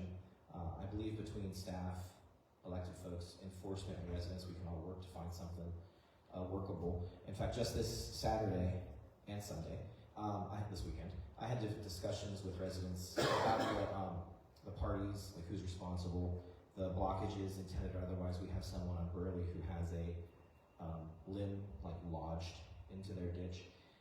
Paths forwards and the pitfalls. So on the other, another indicated that they were excited about the planned stream reconditioning that's planned on Washington Street. So it's a topic that continues to generate wide interest. So I think that as our community evolves, we should just take these times and look ahead to reassess and adapt and position ourselves in a positive way for operational effectiveness on that. So that was my thing on those three things. I also wanted to ask for FY23 through FY25 on our town website, which I know we budgeted to be rehabbed. The full budget was available under the finance tab. What I mean by full budget is basically what we see up here and what's available to anyone who comes to the meeting or is in the meeting packets, where it has like the breakdowns of tower software and integer and all that good stuff. And then it wasn't like that before, and then it was for those 3 fiscal years, and this year it was just like the top lines. Can we go back to putting the full budget on there? Or is there a reason why it's not? I guess. I know we had some space issues with the website, but if we can figure out a way to add that version, we'll talk to Natalie about it. Can you send her an email? Natalie or Kate? I would ask Natalie to add that. I'll follow up with her as well, but it'd be helpful if you send her an email. Thank you. And then the Ivy's, the Economic Development Shop said, I think it was a year and a half or 2 fiscal years ago, that they were going to be able to do something in the budget that indicated what monies were flowing through that department were grant funded. And it was like a notation, I believe. I don't know about that, but Ivy is preparing to have a presentation before the group as far as the Main Street and arts and entertainment. Her sons are working to do an annual report to us on like how the grant funds were expended. Maybe that's a better place to denote it. I don't know. We can ask if there's a way to denote that in the budget. Okay. But well, if she's planning the presentation, that's even better. And then my last thing, sorry y'all, is I just wanted to briefly touch on the existing chair policy. And this is just like the one you're sitting in? This one that I'm sitting here. This is just me. In my personal opinion, it's really been in place long enough now with the affected events and the rationale to kind of reevaluate it. And it's proven to be a little bit inconsistent and incongruent with the intended goals that were stated, like in my opinion, like ADA compliance and the idea of equity and access. I don't think we can put anybody on the spot out here, but I think that we could take some time to reevaluate that policy, maybe when we get some more folks, administrative leadership in our meetings here, because I think that, Clear out there. yeah, I think that it just needs to be a little. The chairs you mean are chairs that are in. I'm sorry, yeah, I'm talking about the chairs at events, like setting up for the parade. Well, the events that only were affected really were that I understand were the bathtub races, the Christmas parade, and recently, which was a huge success, by the way, the Firemen's Parade, there were violations, if you will. So I just think that it's something, I'm not trying to rock the boat on it, but I do think that it's something that the mayor and council could delve into a little bit more and maybe tighten it up. Or get rid of it all, whatever the will of the group is. Steve, Oh, I thought you wanted to say. And then next. Okay, thank you for the opportunity. I see Mr. Fitzgerald's back. I wanted to talk about the Fireman's Parade. We were just texting. I said, "You good?" He said, "I'd like to thank the group for the parade." I said, "I plan to address it and turn it over." So go ahead. That's great. Go ahead. Go ahead. You're chairing the meeting, so you tell me. I think we're good to go. I apologize for joking about 16 things here today. But just want to give a quick report on the parade. I know you're running late and started late, etc. So quick summary. You'll see on the Maryland State Fire Association Facebook post 144 units, but we found out we've had meetings yesterday, today, a lot of little meetings. Probably had over 200. The 144 number is actually just the number that was staged at Worcester Preparatory School. So, and we want to offer, and MSFA wants to offer a sincere apology to the mayor and council. You did not get a registration, and Mr. Brooks, the MC, did not announce you all. I know it probably doesn't bother you, We're fine. but I have to deliver that message. Tell them thank you, but we were not the star of the show. You all did a great job. We enjoyed it. The least of our worries is being announced. I'm delivering the message from the high ups. So that contributes to that higher number. We probably had, again, 10 to 12 that Mr. Brooks did not announce as the MC, and then that number that got out on the Facebook was just the number down at Worcester Preparatory. As far as the Maryland State Fire Association, we had there was no instance that we know of unless Public Works and the police know of something that we don't know about. We see some fine tuning. I will tell you, yesterday, the agenda that I was presented was there'd be a July hot wash, and when the executive committee meets in August, there'll probably be some action. I have just been told, that's why I tried to hurry back up here, when we convene on Wednesday for the first session after everybody's sworn in, I've been given a heads up that they're gonna make a decision then, and it looks very favorable to be asking to come back in 2027. It's helpful if we get that early, because then we can include it on our calendar early. Well, and they actually need to do it. They need to do it very early, because the reason we found out we can't even really wait till September executive meeting is for us to be on Delmarva Life and all that. They need an answer ASAP if we plan to put it back on the top of the food. So if that's in August, I'm sure the secretary of the executive committee will be typing that Sunday or Wednesday. If they vote Wednesday, Thursday, they'll probably be having me hand deliver something to the town office. Send it to Sarah. Yep, so I will hand deliver it to whoever receives it. But as far as the Maryland State Fire Association, they want to thank everybody, no incidents. There was maybe 7 things on the written list of tweaks that they would do on their side. It's just because of different venue. Mr. Stager, if you know him, he's been doing that parade for 50 years. We've got to find, as you hear when the fire service presents, we've got to find that next generation to take these things over. But when they left here, went to Ocean Downs, that was wonderful. The MC over there did a verbal poll. They had 3 questions, if I'm remembering correctly. One, did they like the casino instead of sitting around the convention hall? For purpose of that, so you all understand, is those people go through the parade first, they've got nothing to do. The judges actually didn't get done until 10 after 6. So they're sitting around. If you were the first in the parade at 2:20, from 2:20 to 6:20, what are you doing? Well, you used to get a cold hot dog and a warm bottle of water at the convention hall.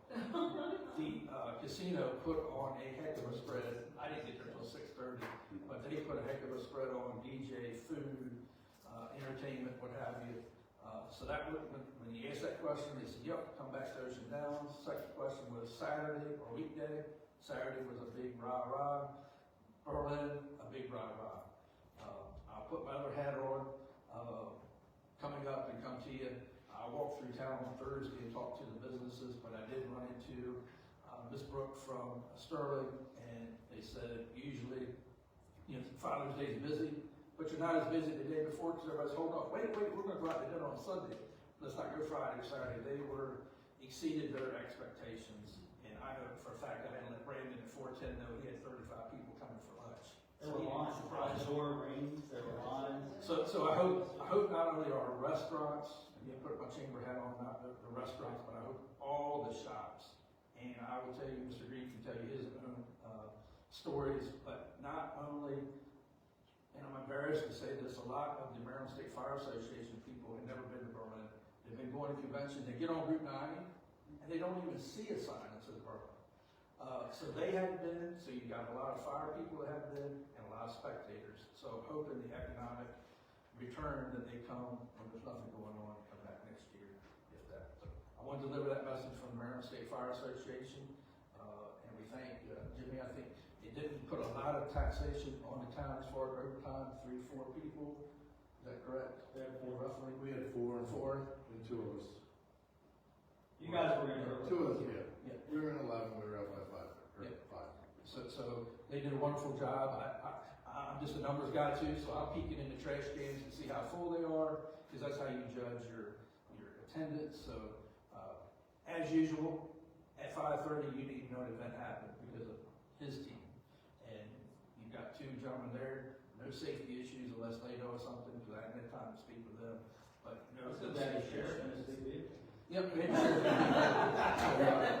So very low impact as far as taxpayers' money, because we had the volunteer fire police taking care of the traffic, and Mr. Stager and his volunteers doing a good thing, and we had Ocean Diamonds running the shuttle. We had the most they had out there, they had 32 cars. One time I went out there, and then we had 5 fire company vans running shuttles, also running shuttles from the staging area, bringing those people in town to spend money, and had four trucks at the Touch a Truck, and kids love that.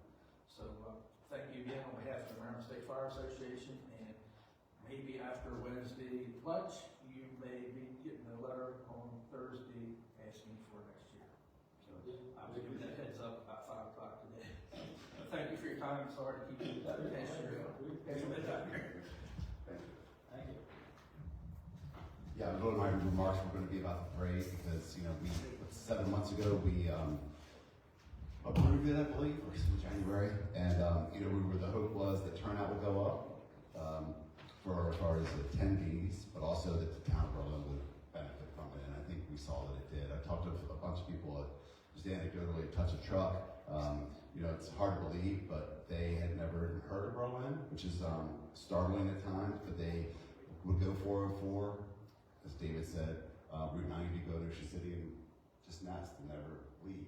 I think the fact that we introduced a lot of people to the town of Berlin and really put our foot forward. It was a beautiful day, obviously, but the vibes that I got from folks, it was just really a positive event for our first time. I know we're cautiously watching our events and not wanting to grow too many of them, but this is one I do hope that we can add to our calendar and see more. And I think that was probably, like I said, one of my favorite parades. I love the Christmas parade, but the Holy Parade was always my favorite.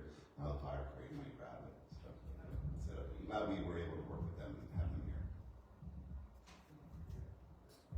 It truly was a remarkable event. It was amazing to see so much participation and see the names of some of these towns that I've never even heard of in Maryland that they came to Berlin. So I love that. I certainly hope it comes back next year.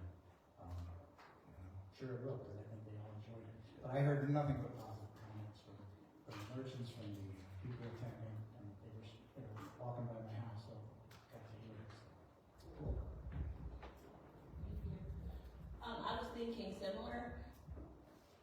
I think it's the trend lately, and I don't mean it as a trend for lack of a better term, but I think opening the eyes or even switching the perspective of Marylanders that cross the Chesapeake Bay, changing the viewpoint that all roads lead to the ocean. There's more to the shore than just the ocean and the bay. I mean, don't get me wrong, I enjoy them as much as the next person, but Berlin is a beautiful place, and I think that MML touched that hard the year before last when that was a part of their scheduled event was to bring the municipal government through Berlin so that they could see it. That opened many people's eyes, and then for the State Fire Association to come through Berlin this year, I think that I don't want to go there, but I remember when our previous governor, once upon a time, I was in high school back when Schaefer made the statement that he made, but we are not what he says that we were at that point. And I think that Berlin, not just us as a part of the shore, but the Eastern Shore is not the afterthought of Maryland. Maybe we were once upon a time, but that's not what we are. And Berlin should never, not just because of movies, but we should never be thought of as, oh, that place right before Ocean City. You know what I mean? So I think having those other entities visit our town is really kudos to us. And I even had someone say to me just today, do in Berlin. I was like, well, you know, there was no event that wasn't positive that I saw that happened over the weekend while things were happening here. So kudos to all that came. We'd love to see you back, but at the same time, as Girl Scouts would say, leave it better than you found it. Saturday was a very, very busy day with our Juneteenth celebration happening at the American Legion on Flower Street. Lots of things happening in Berlin, but nothing seemed to take away from the other. So that's what makes our town a great little place to be. I'm glad that Reverend Lockwood did come and mention the signage today. There are lots of little people on our street. When we first bought our house there in 2001, my son, who's now 30, he was like, there are no children here, where are the children? And we just had 2 at the time, and now 6 children and 3 grandchildren living in the same spot, and then some of them across the street from us and others behind.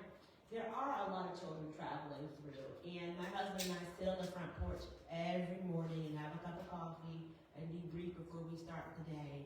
And every day we're clocking, that one gets a ticket. And we're outside at like 5:45 in the morning. People are speeding through. That one gets a ticket, that one gets a ticket. And the children are out playing school's out now, so they're out playing by 9:30, 10 o'clock, some of them. They play basketball in the front yards or ride their scooters, and then again at 4:30, 5 o'clock. And people are still pew, pew, pew, whizzing through.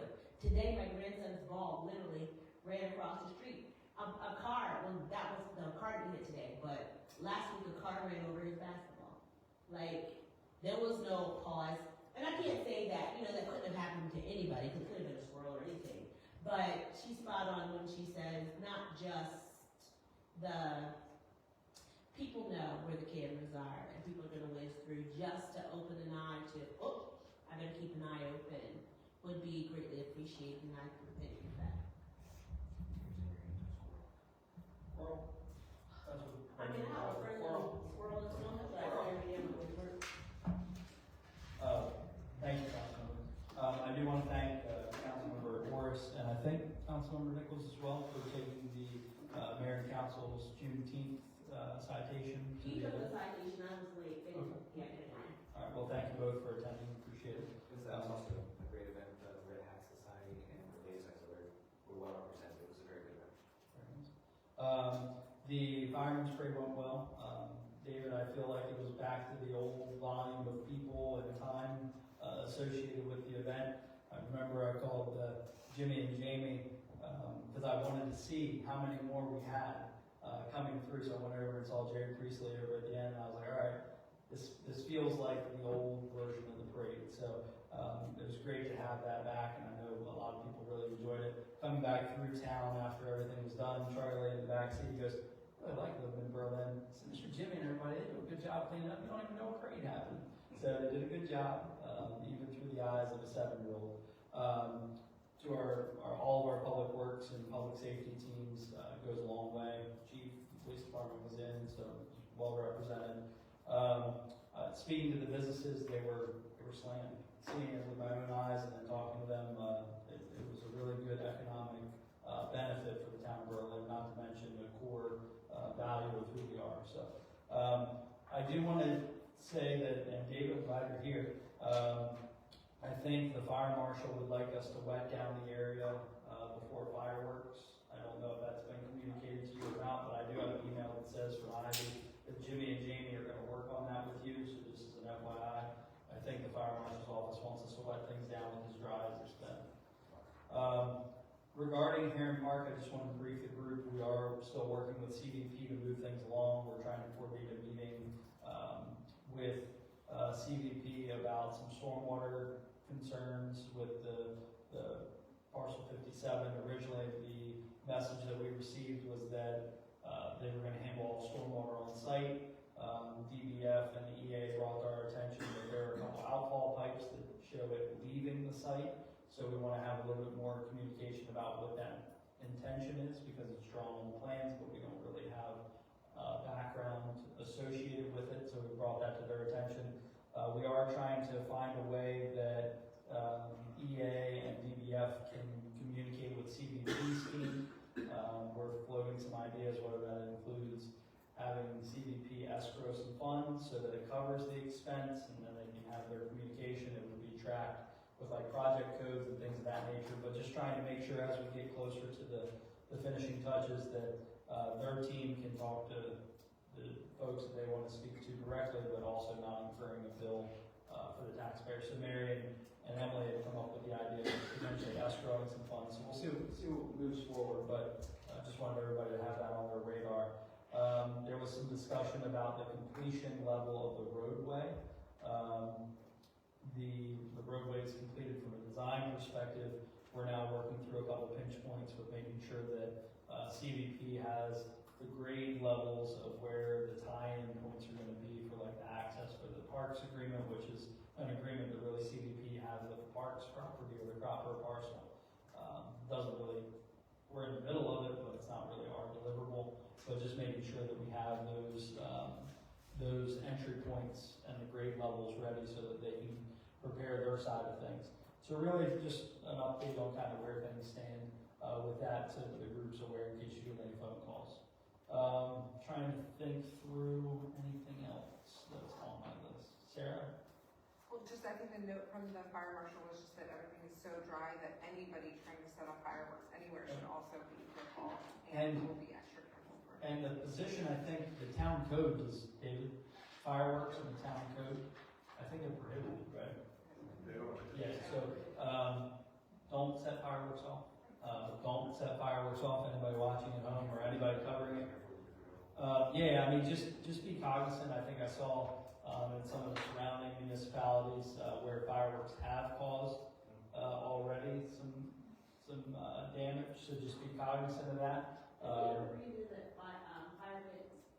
We need to, yes, we have not.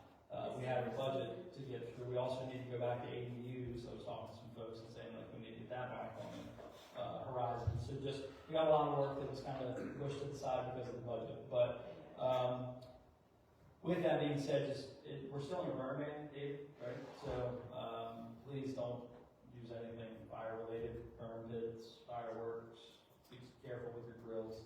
I think that's about everything, right? Okay. With that, any comments from the press? Seeing none, who wants to take on Vice President Burrell? So, motion by Councilmember Orris, a second, I believe, by Councilmember Nernst.